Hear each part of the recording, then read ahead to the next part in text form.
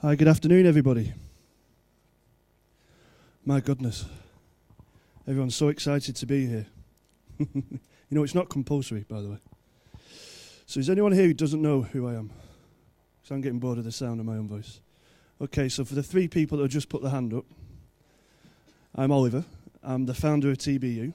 And I've said this about 18 times already so far today. I'm the guy who curates the blogging program for World Travel Market. And today, we're going to be covering a topic called real-time storytelling, more than just stunning. I was thinking about how best to describe this because it's quite an interesting topic. People have sort of asked me, what's it about? And to put it bluntly, for the past 4 years, I've been working with lots of destinations, lots of brands, and I know hundreds of bloggers, and I know of probably hundreds of blogger trips.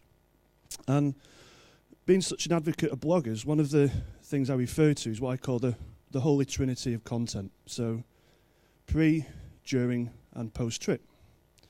And I think the biggest USP for bloggers is their ability to use these wonderful things when they're traveling, to be able to create a snapshot of their experience and to push it out pretty quickly to their audience, to their community, to their followers. Obviously, there's a lot of money invested in these trips. There's a lot of support, a lot of time, and of course, a lot of effort that goes into it. So in order to provide the biggest return with this USP, that content needs to be effective. You know, it needs to do justice to the experience, needs to do justice to the readers who are interested, of course, in following you and your experiences. And so I've noticed that sometimes bloggers can be quite busy when they're on trips. You know, quite a lot can be packed in. Sometimes they don't have a lot of time. And sometimes the content's not quite as effective as it should be.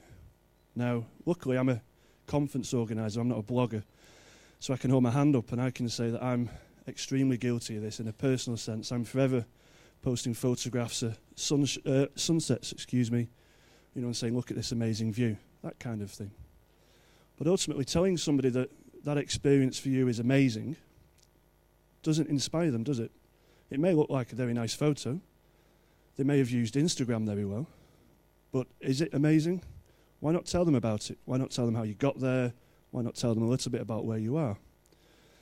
And so I think of real-time content now as storytelling. And I think that for bloggers to be more effective, they perhaps need to tell a better story with that content. And so I was looking through my timeline on Facebook the other day, and I came across this photo, which I'm using, by the way, with Abigail's permission. And what what struck me about this was it's just a regular photo of somebody sharing on Facebook. But it's how she wrote it. You know, she didn't write War and Peace. She didn't write a couple of paragraphs. It's quite simple. Fireworks in the UK. Guy Fawkes Night arrives on the 5th of November, but smoke and sparkles often fill the air the weekend before. The whole extravaganza stems from a plot to blow up Parliament in 1605. So straight away, I know what that's about. It's interesting, and I know the history about it. It's 2 sentences. So it doesn't take, if you have obviously the requisite skills, an awful lot of time, hopefully, to tap that out. So today what we're going to talk about with the panel is the storytelling effective? Is it a problem? Is it just me being pedantic? And then in that case, why are you all here? And what can be done in the future? And so without further ado, I'm going to hand over to Sarah Lee, founder and editor of Live Share Travel. Sarah. Hi there. So I'm, as Oliver said, founder and editor of a luxury travel blog called Live Share Travel. But before that, I've been, and still am really, a print journalist and have been for many years. So I've kind of taken my storytelling online and also into the real time as well. So I have plenty of experience in terms of editorial, which I think is really important for blogging and for real-time storytelling in itself. It's important skills to have. But then I'm also part of a couple of sort of blogger collectives as well, and we sort of produce campaigns and work with tourist boards and with brands and destinations. So I'm UK director for iAmbassador, and I'm also starting up a new UK travel blogging collective as well called Captivate. Martina. I'm Mattina from the Austrian National Tourist Office. I work here in London, and we work with bloggers now since a few years. And one of the reasons why we work with them is the creation of their real-time content. Real-time content and storytelling are at the moment the buzzwords for us at our company.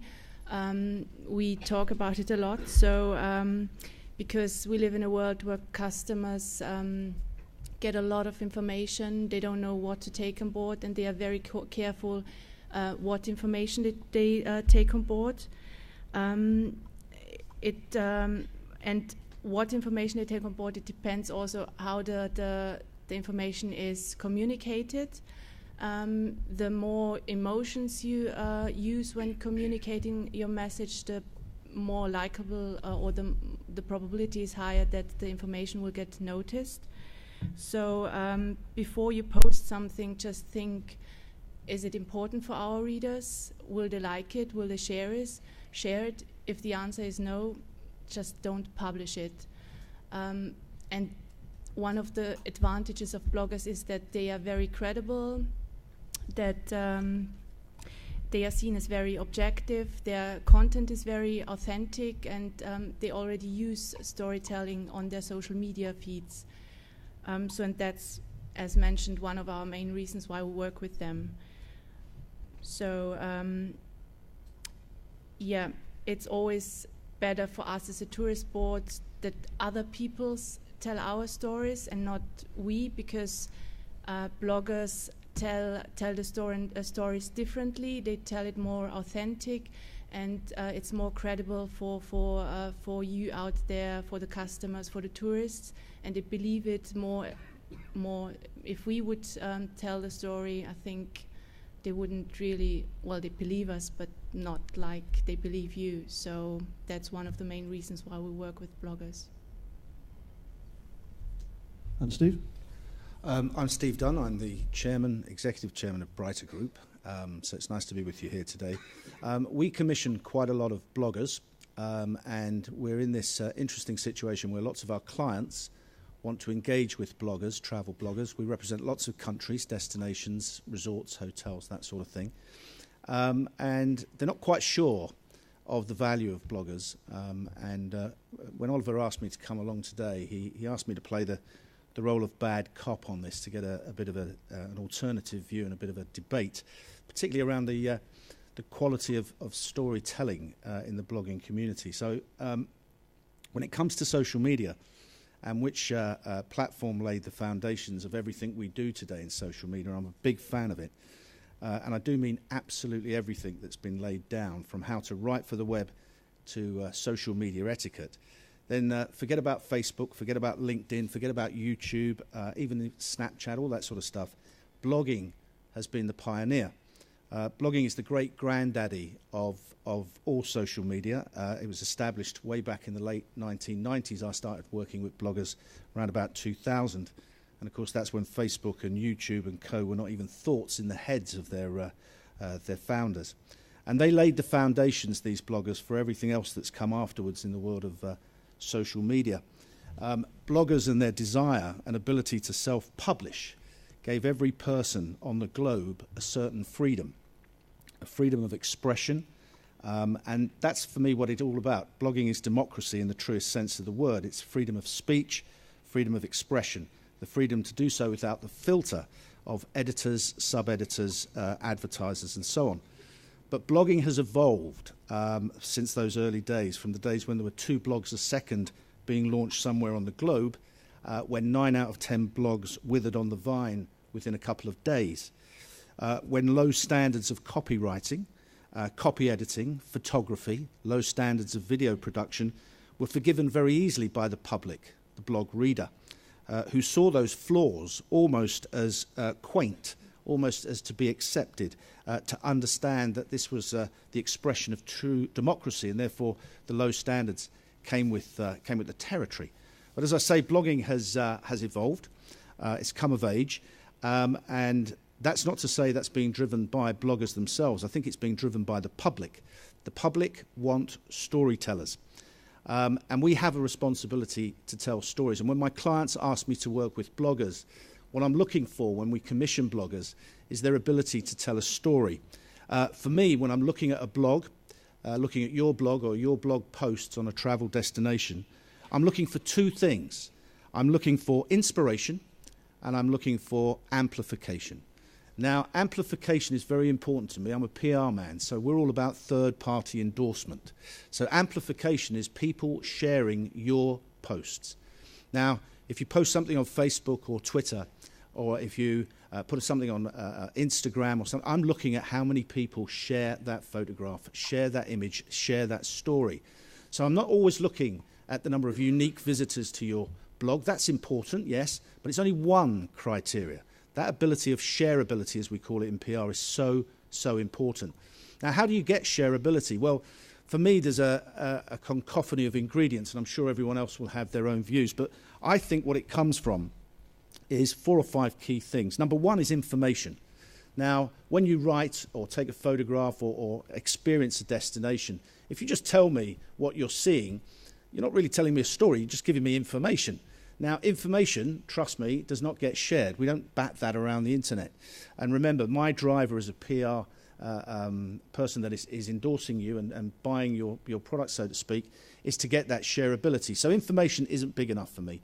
The next one up is insight. Now, this is a real special opportunity for us because what that does is you start to tell me something that I've never thought of this destination. Suddenly you're turning my perception of it around. You're turning my head around. You're making me see things in a different light. So insight is what you should be aiming to bring when you're telling the story of your experience of that destination. Then maybe you want to add in emotion.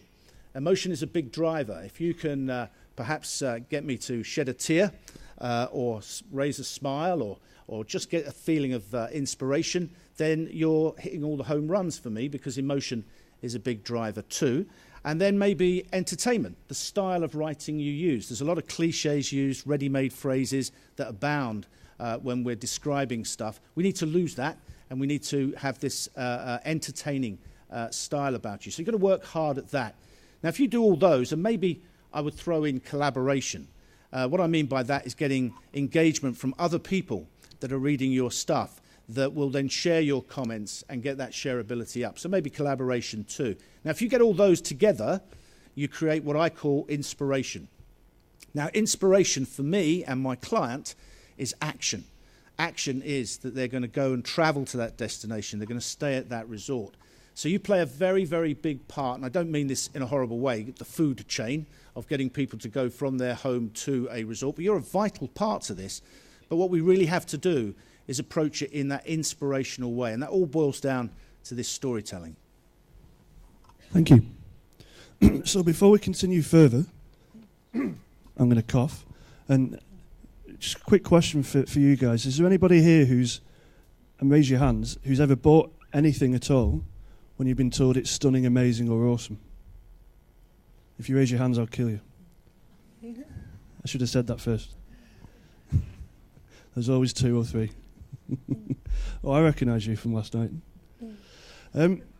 Not quite like that. I had to pick him up from the floor. Okay, start again. So there's a question for the audience.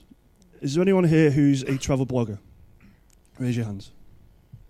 Thank you. And is there anyone here from the travel industry who wants to work with travel bloggers for the first time? Raise your hands. So there's a few of you. And what about from the travel industry, be it agency or DMO or brand, who has worked with travel bloggers before? Raise your hands. So it's about half and half there. Okay, great. So I've got a question for you, Sarah, starting with you.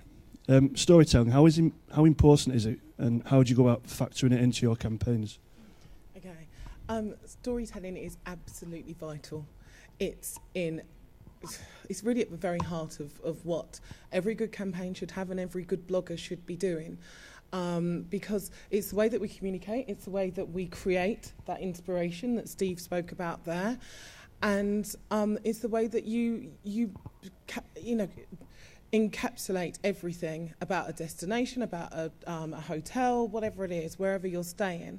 And if you're not doing that, if you're not doing engaging people in a story, you're not really doing your job. You're not really getting the message out there. And I know that Oliver has already sort of given a good example of one of Abby's post there. I had an example to do as well from Abby's, but I'll give you another one instead of something that for me really encapsulates good storytelling and in very few words, really. So this is from a travel photographer and blogger called Kirsten Alana. And she tends to write very extended captions on her Instagram posts and everything like that. And I think that's part of what makes her interesting to people and has built her following. So she says on this posting here on Facebook, she says it reads, "The sound of steel drums, the waves crashing, Christmas lights in branches of trees, wildly twisted by the elements, bright stars overhead, rum punch flowing like water, jerk chicken and a buffet of local delicacies that was almost never ending. This is a Jamaican beach barbecue, a beautiful thing." And suddenly, for me, I'm catapulted to that destination. It's put in lots of colour, there's sound, there's smells, and that's what's important. And it's the same thing really in print. You know, I used to be a commissioning editor for a travel magazine. And when I was sending out my briefs to journalists, I would always say, paint a picture. You know, give me lots of colour so that I'm transported there. Because if you're not transporting people to your travel destinations, you know, the destinations you're talking about, then, you know, there's almost not really any point. And awesome and amazing and stunning don't really transport anyone anywhere. Martina? So the question was, storytelling, is it important? Yeah. The answer is yes. As mentioned, it's one of our main topics in our head office. I think we were quite lucky in the UK. We sent bloggers to Austria, and they always did a great job. They, for example, Abby was also in Austria. She wrote a post about climbing in Vorarlberg in one of our regions, and it was raining, the weather was horrible, but she still told the story incredible. She made it like it was fun climbing in the rain, which I would never do, but after I read it, I thought, ooh, it's not that bad. So I think that's what storytelling is all about.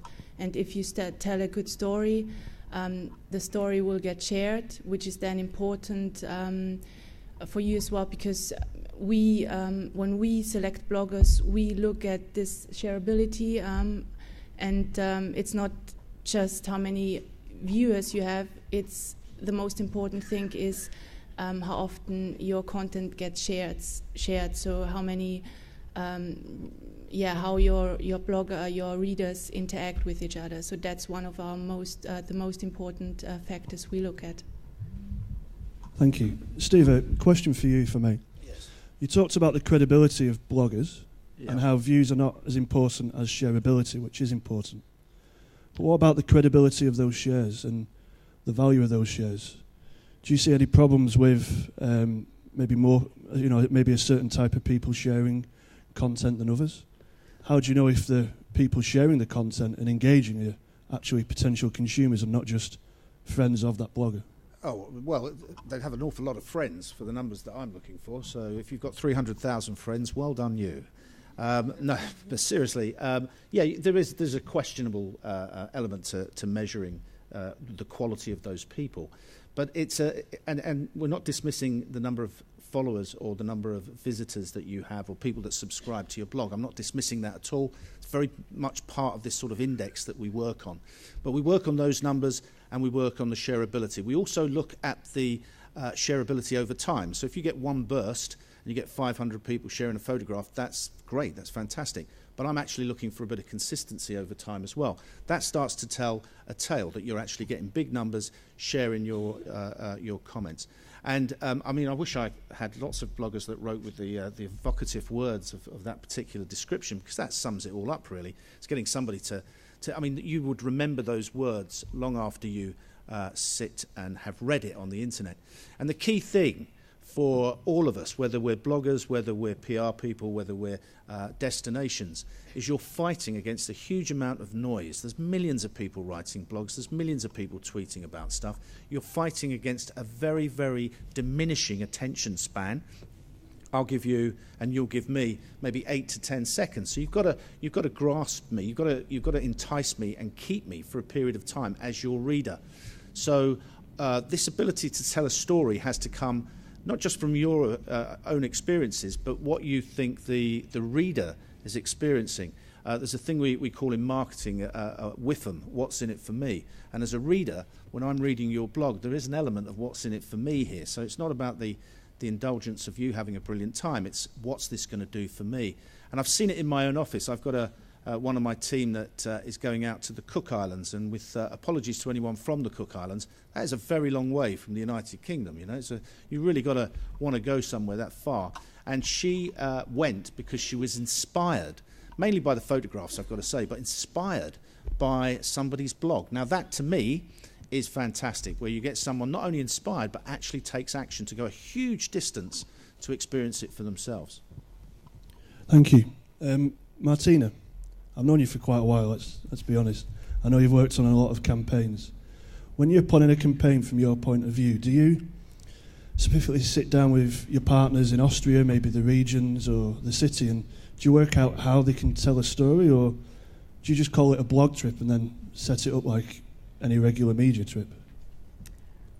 What's your planning process like? And well, blog trips, at first it works the same as a normal media press trip, because bloggers approach me, they ask if they can visit Austria, same does a journalist. So there is no difference at the beginning. But when you plan the trip, of course, you have to plan it differently. A blogger needs more time, they need internet access, but it also depends on the blogger. Bloggers usually, from my experience, they like to travel in a group, because then their content get shared more. But some bloggers also like to travel by themselves, so it really depends on the blogger. And for journalists, usually they like to travel by themselves, because they just then can research their story, and they don't need to share their topics. If I recall, when we first spoke about you being on this panel, you talked about how there was a campaign that was currently ongoing in Austria. I think, was Abby a part of that?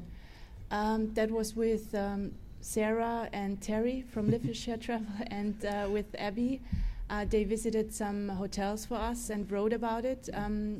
We left the itinerary more or less open. It was just for them to experience the hotel by themselves, as a guest would experience it, and it worked really well. We had a slight issue with one of the hotels, which was surprising for us. But then Abby told us what the problem was, and I think this communication between blogger and us is always very important. So we get a direct feedback, we know what the problem was, we can react, and I think that's really important for us. So it sounds like allowing the bloggers time to actually create content and experience it, rather than being shuttled around like a train that stops off every 5 minutes doing something. Yeah, sounds like that's important. Yeah, but also a trip with a journalist is not going from one place to another. It really depends on the person. Some people like it, they want to know, I have breakfast at 9, 9:05 I have to leave, and others like it open. So it really depends on the person. We speak with them, we speak with our partners in Austria, they react accordingly, so it's just about the communication. So I know we spoke about this at length as well, didn't we? When it comes to planning campaigns, be it pre-recent announcement as the UK Director of I Ambassador, but also beforehand, do you think that the time was a true problem? Do you think it's maybe a responsibility of the blogger to factor in the time, or do you think it's the tourism boards who are perhaps not as educated about the time that's required? I think time is a big issue. I think there are lots of challenges for bloggers to create good quality content and engaging content on, in real time. And one of those things is time. I think a lot of tourist boards and those and brands that we work with, who, especially those who are more experienced now, they do try to build more time into itineraries to allow bloggers time to do their social media and things like that.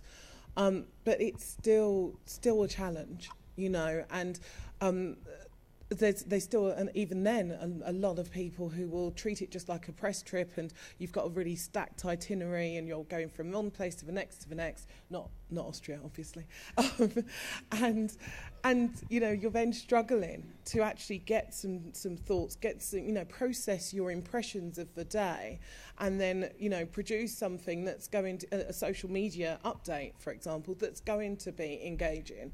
And in that way, useful and good quality real-time content. I think Wi-Fi as well is another issue. You know, all too often you'll find that you'll be told, oh yes, there will be Wi-Fi, and there's Wi-Fi in your hotel, but you won't have that for the whole day. You know, there isn't enough mobile Wi-Fi and that availability.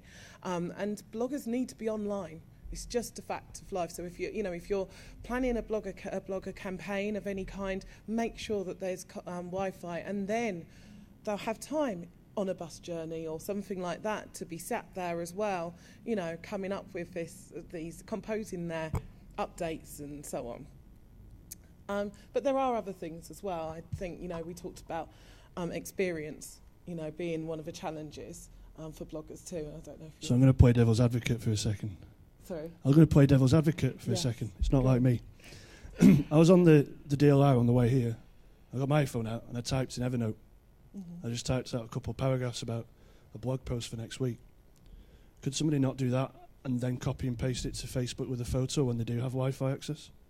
It can be done. Yeah. Quite often we do hear the Wi-Fi excuse, but at some point you're going to have internet access, aren't you? Yeah, you will do. I don't think it's an excuse. I think that's the wrong word. I think, you know, you've got to consider that bloggers are on the road, they're taking pictures on their phones, maybe filming a little bit of video. When I take a picture, I don't just throw it up there. I process that picture on my phone. So I might use maybe 1, 2, even up to 3 different apps sometimes to process that picture. And then I need time as well to sit there and type out my, you know, this thing, like, you know, the commentary, like you say, that you might do in Evernote, or whatever it may be. And then by the time you've done that, you're already at the next place. You know, you're already being moved on to the next thing. And so you know, Wi-Fi and time go hand in hand. Another question for you. Okay. How long does it take you to create one of these photos where you use 3 apps and you write? And it really depends. Some of it, you know, if the lighting's right, if the story's kind of there and it's obvious and it just works. Okay, so just as a very, this isn't exactly a big story, but when we were on a trip in Austria recently, actually, we took I took this picture of this lake in Lake Weissensee. Yes, and it was such a beautiful day, a perfect reflection of the sky and the mountains in the lake. You know, it was just beautiful, perfect. And so I just felt compelled at the time. I had some internet, felt compelled to get it up there. Hardly touched it at all, you know, in terms of processing. It took 2 minutes. You know, and it was a very brief caption as well, because it just spoke for itself. Sometimes pictures are louder than words, you know, but other times it can take maybe half an hour, you know, if you're going to do it and you're going to do a proper job. And you also might even need to do some research. So where you mentioned Abby's picture there with Guy Fawkes, you know, she mentioned some dates and things like that, you know, and the background. Clearly, I'm sure she, being British, knew the history. But other times you don't know the history of the place you're at, and you want to say, oh, you know, this place was founded by monks in 1300 or something, you know, and give some background. And I think that's the other thing, you know, that bloggers don't always do. All too often, there might be a quick, oh, this is great, and I've had a really good time here, you know, a really historic old place. But it's giving that context, it's giving a bit more detail that really takes it to the next level. At this point, halfway through, I'd like to throw the opportunity to the floor to ask some questions. Has anyone got any questions? All right, that's it. No, I'm joking. No questions from the floor. Yes, sir. Okay. Here, let me give you the mic, sir. That's right. Thank you. Just to add to that, basically, you've got to think that the tourism boards are spending thousands of dollars to bring bloggers in, paying an extra $50 for Wi-Fi, like Wi-Fi that, you know, for us to be able to get that content out immediately is a very little price to pay. It's like we're going on a trip to Sri Lanka next week and being flown 50 different bloggers from around the world being flown to Sri Lanka, put up for a week, and all around the world. And they made sure we're getting SIM cards for our devices. And that's fantastic because they have spent maybe not hundreds of thousands, but a lot of money to get us out there. So the biggest mistake they would have made is not to give us access to the Wi-Fi or the data packages to get that information out. So it's a very small investment after everything else. Yeah. So yeah.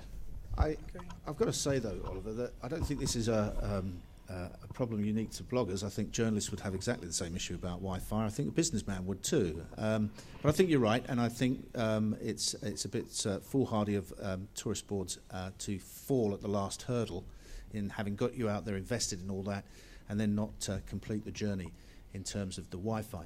But I don't think Wi-Fi is the number one issue here, which is strange for me to say because I'm very into the digital world. I think the issue is time. From my position, what I'm looking for is good quality content. Going back to this story creation, I want people that are writing inspiring copy. And some of us, even if you're a great writer, it doesn't come instantly. It doesn't come in that moment.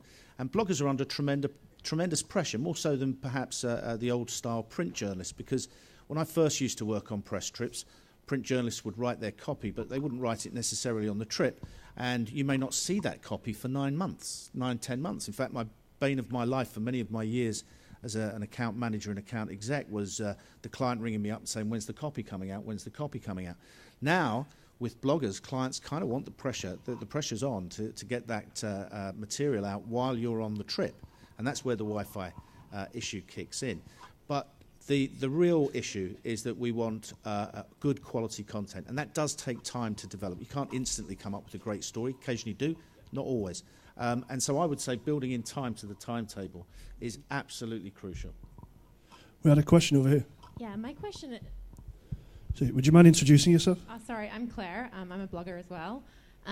My question is for press trips. If it's included, fantastic. But if it's not, I don't want to look like a diva or put out requests. So I generally just foot the bill and put it in as like a business expense and move forward like that. Obviously, it's a nice thought, but how can I bring it up? Wanting to seem laid back and flexible, but also, realistic, that I do actually need the Wi-Fi or other different things.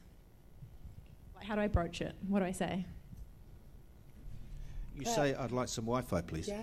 No, I'm not being facetious. If I have commissioned you, I'm sorry, I'll hand over in a second. If I have commissioned you as bloggers, invited you to come on a trip, be under no illusion, we're doing that for a purpose. The purpose is that you've got subscriptions, you've got shareability, you're going to get people to visit that destination that my client has.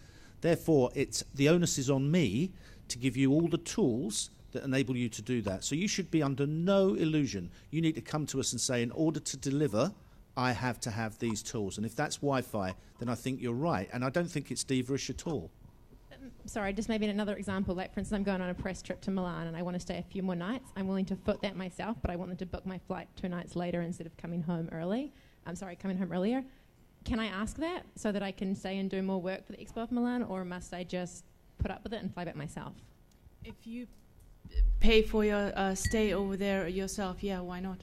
Just ask them or tell them you want to stay for longer, and they book a flight which is coming back later. It shouldn't be a problem. Of course, it depends. If the prices are way more expensive, then they probably say, okay, we can't, but usually it's not a problem.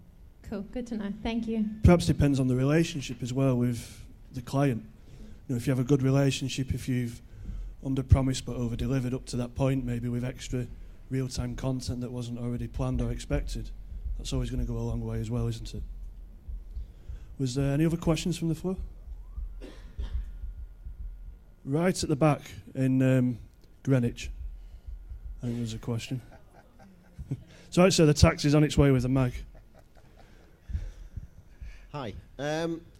Obviously, we've just mentioned that one of the most important things is the time that's involved with storytelling. How do the panel think that clients can provide bloggers with the time they need? Is that Ian? It is. I can't even see you properly, my eyes are going. You need to get some glasses, mate. Hi Ian. Who would like to take that first?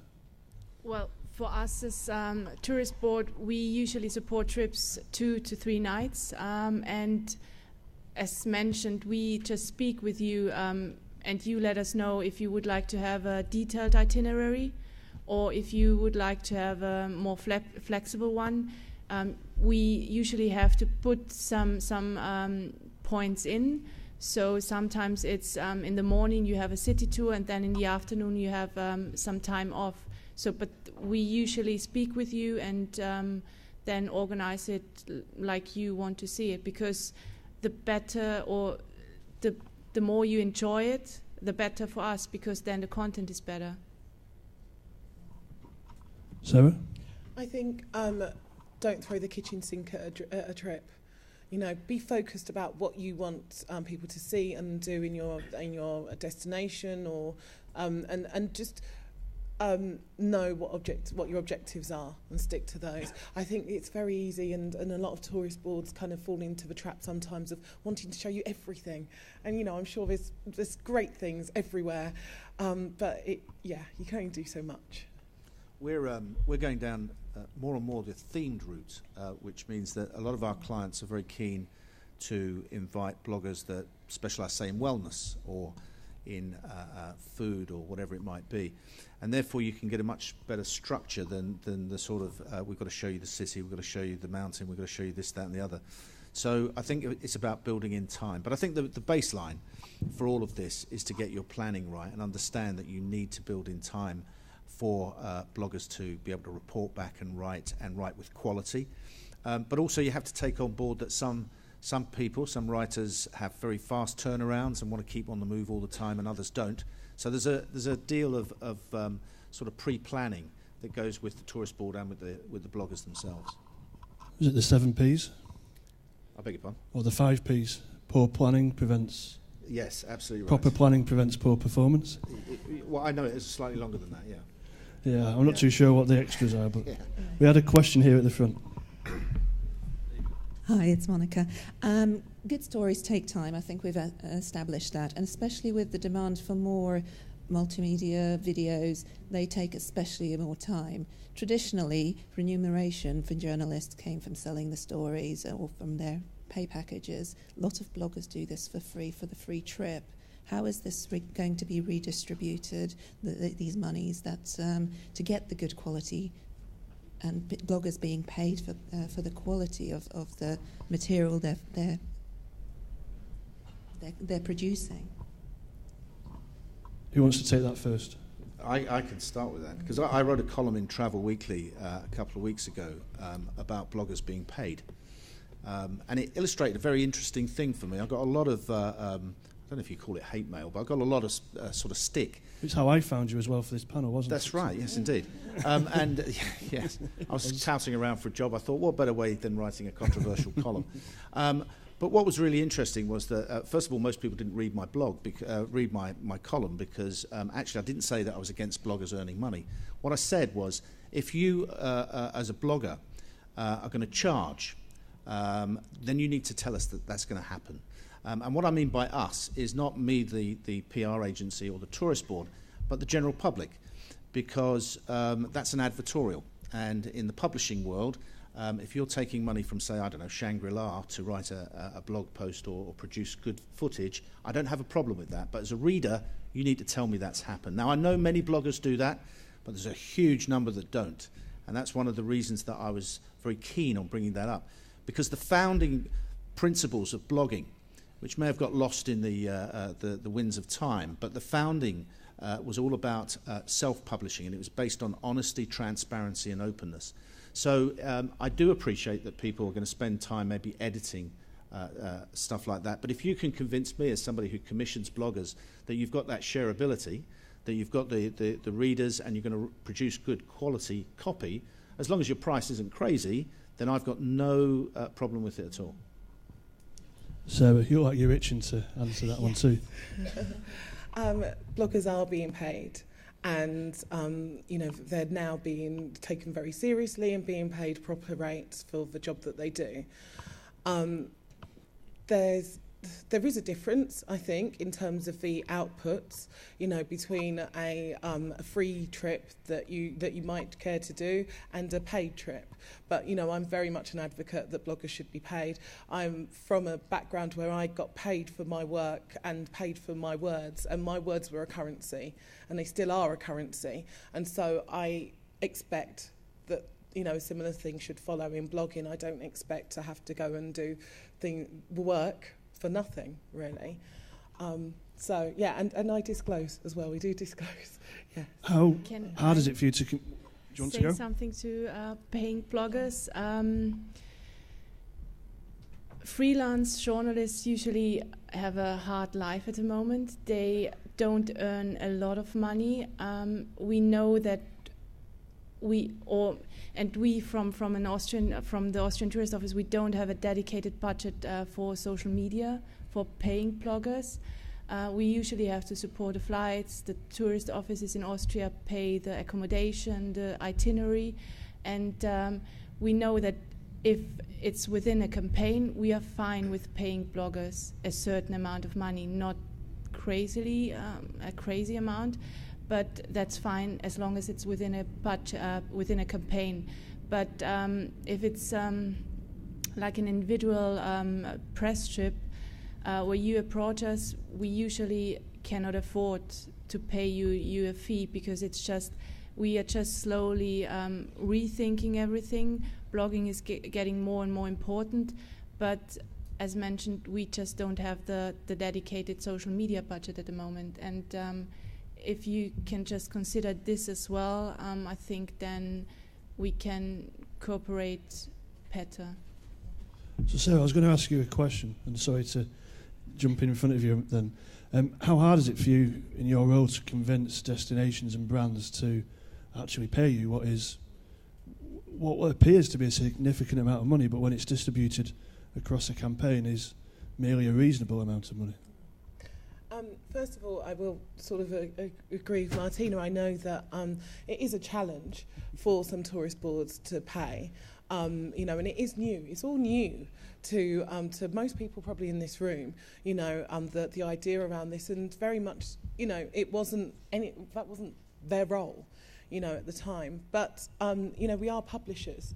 We're not just journalists or writers or anything like that. We have the means to reach the audience. And I think there are some people who I've spoken to here at WTM who kind of look at you a little bit blankly when you mention, that they're professional campaigns and that you need to be paid for it. But then there are others who are actively coming and seeking me out and saying, we want to run campaigns and we want to do it in this way. Can you put a proposal together? So I think that there's a very much a trend towards it right now, rather than in the other, moving away. Steve, what would a simple but good approach be to convince you to pay a blogger for their time, be it a freelancer or part of a campaign? Well, before I answer that, I think the main problem is that the trade doesn't know the value of bloggers.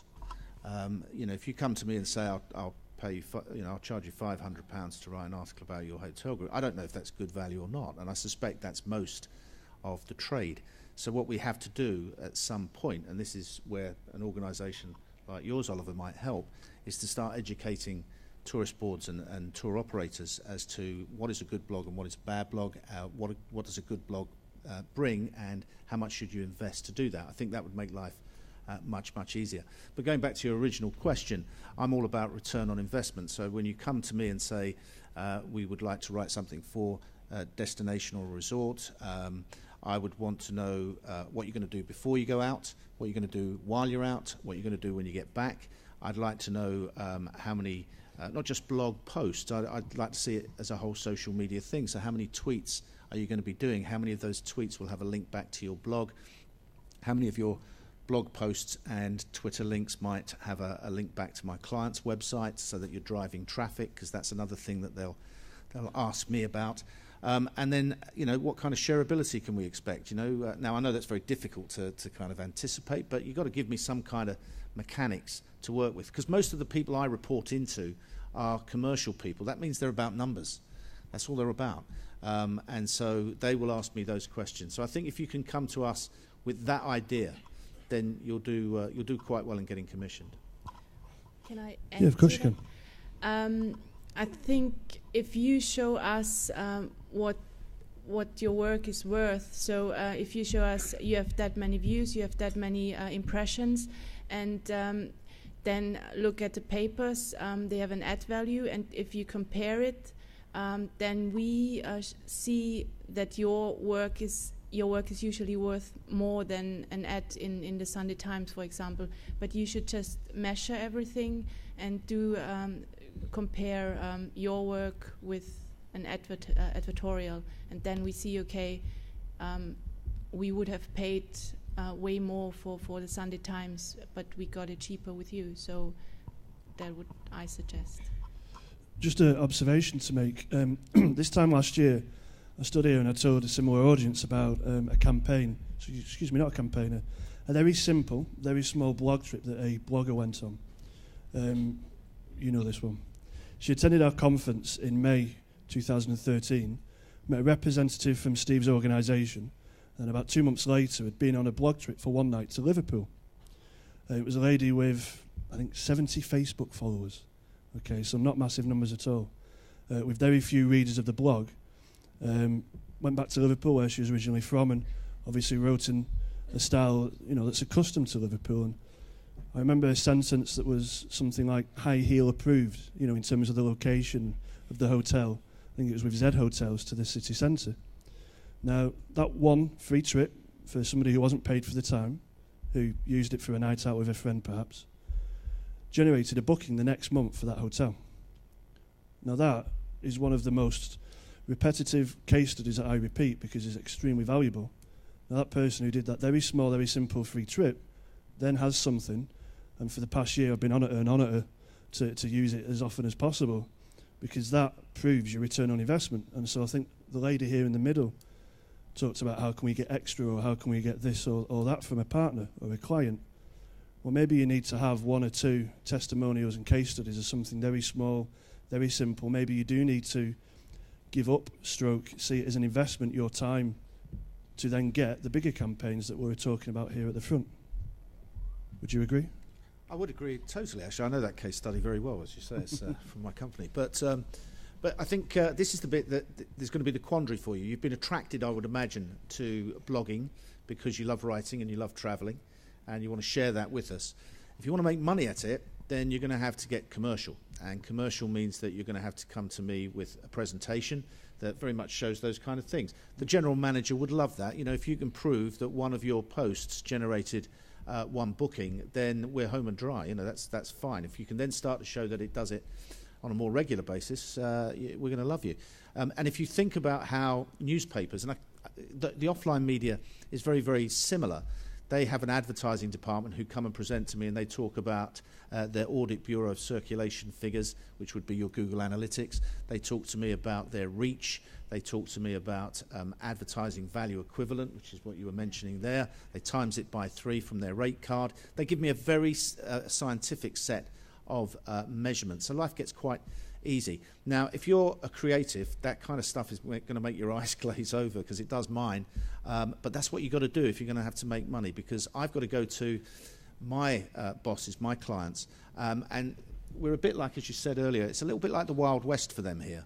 They don't quite know what they're getting. They want to embrace, but they don't know where the investment is going to return. And so anything we can do to show them and allay any fears they've got is only going to pay dividends for you. We had a question here at the front, I believe. Nope, no question. Okay. The gentleman from last night. Here we go. What happened last night? It sounds like it was fantastic. I've got a couple of questions, actually. First one, on this return on investment topic we're talking about. That example, how did that blogger prove that the booking came from her blog post and that writing? Because I think quite a few people feel that they might write about something, but how do you prove then that that led to a sale? Oliver, do you know that? I don't know the answer, I'm afraid. I think, oh goodness, I believe a conversation was had with the hotel and the customer with one of your colleagues, Amy, and I think the customer of that booking happened to be a friend of the blogger as well and told the blogger. All right. So friends of bloggers aren't necessarily a bad thing if they're sharing your content, I guess, but Yeah. I do believe it was maybe a family friend or something that saw the post, but Yeah. I think at the same time we're talking about storytelling today, that one line, high heel approved, is not... It's a great line. It is. But I think what you'd have to do is, if you're approaching it from a marketing point of view, then your story needs to end with a call to action. And if you can then point your reader to a call to action point, then it's very easy to do that. And if you came to me as a blogger and said, look, I reckon I can get you 50 bookings to a resort over the course of a year, we might give you, I don't know, maybe a microsite or a dedicated phone number, or there's lots of ways we could say, right, that is in isolation for this blog post. But then are you not changing the tone of someone's blog post and making it more of a sales pitch or advertorial? There is the question. There is the debate. That is the debate. If you want to make money, that's what you've got to do. If you want to write and inspire people and share your experiences, then you might have to not make money. But I disagree with that, really, Steve, because just earlier you said as well that once you get into a commercial relationship, it becomes advertorial.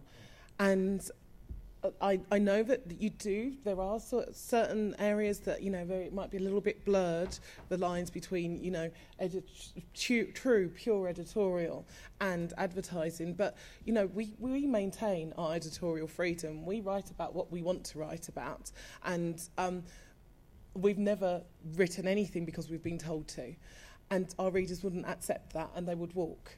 So I think but what if you wrote, if I paid you and you wrote something I didn't like, how are you going to handle me? Because I'm paying you to write about my resort. Her posts are great, so you won't have to talk. That's too easy an answer, though. Say I paid you to write on one of my clients' hotels. Now, clearly, I wouldn't send you to somewhere I didn't have confidence in, right? But let's just say I did, and you, for some reason, thought the food was substandard or the service wasn't very good, and wrote about that, as is your right. But if I've paid you, then surely that's disingenuous. Can I answer it? Oh, Because yeah. we had this case. We paid, it was within a campaign. We paid a blogger, and it was not perfect. So she came back to us and asked us, should I write about it or shouldn't I? And we said, okay, please don't say anything because we paid for the trip. So, and she was honest. We talked, and then it's fine. And I think as soon as we pay for something, we expect that they give us feedback. If the feedback is not good, then we react to it. But we would appreciate it if they don't write it. And if we send something to Austria, they usually, I think you do it at the end. They say it's sponsored by the Austrian Tourist Office. So then readers know, okay, we were involved, and but they still write. I think that's good. And when I'm training CEOs about dealing with bloggers and things, I say to them, because one of the things they used to say was, will you moderate our blogs? And their definition of moderation was, don't allow anything that we don't agree with, which of course is not what blogging's all about. And I would say to them, no, actually, if you put that, and every blog about you is wonderful, the world will start thinking this is a little bit ski-whiffed. So we used to encourage them to allow comments that they might not necessarily be that overly comfortable with. But the real world is this.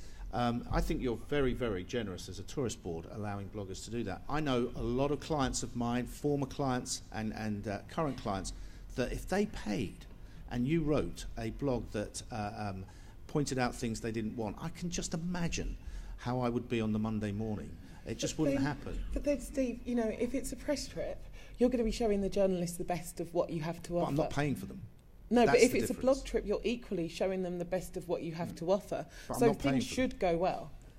No, but they should go well. They should, you know, you Of should course they have should, only yeah. good things to say.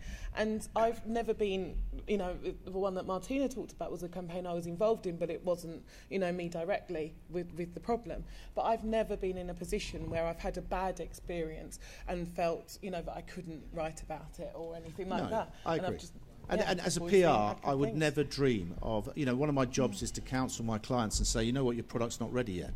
And that's what a good PR should do. But you do get people that override that. They're desperate to get the media in and get some kind of coverage. So you do run a bit of a risk there, I think. Yeah. I think we had a second question. Oh. So in answer to your question as well, though, I think that you should go back to people that you've worked with before.